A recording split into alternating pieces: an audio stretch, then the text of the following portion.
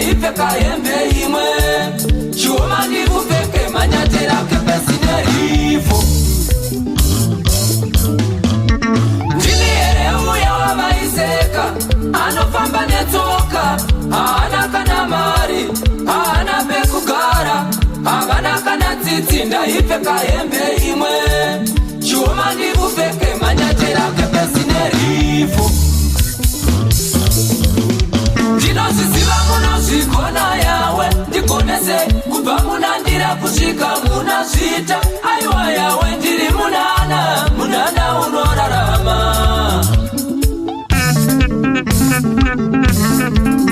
ndinozviziva munozvikona yawe ndigonese kubva munandira kusvika muna zvita aiwa yawe ndiri munana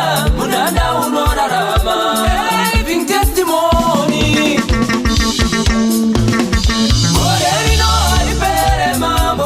haripere ndinozviziva haripere mambo ndisina kuvaka imba yakuzima shoni haripere ndinoda kubatawo mari mumaoko haripere ndifambe nemota ine udzamu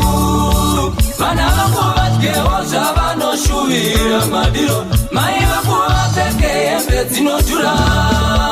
baba vangu vapfeke bhutsu kwete manyatera mudzimai wangu waonekerewo pane vamwe muna mato wangu kani mwari wenyasha chese chandinoshuvira kubata ngachibatwe muna mato wangu kamwari wengoni chese chandinoshuvira kubata ngachibatwe muna mato wangu kwamuri mwari wenyasha mari yandinoshuvira kubata ngaibatwe muna mato wangu kamwari wenyasha imba yandinoshuvira kugara ngaivakwe muna mato wangu kani mwari wenyasha mota yandichazofamba nayo ngaitengwe muna mato wangu kamwari wengoni mukadzi wandichazorora ngauye murume achazondirora ngauye nezita rashe zvese zvinoita nezita rajesu hapana chinoramba nezita rashe zvese zvinoita nezita rajesu hapana chinoramba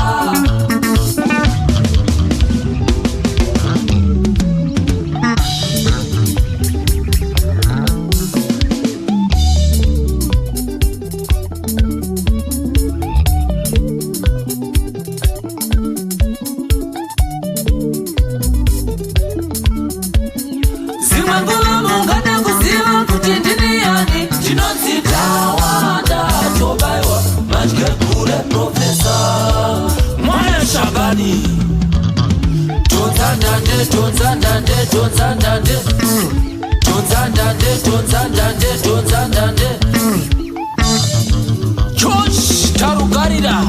Papa Lolo, so far so good. #1 engineer, Master Flex.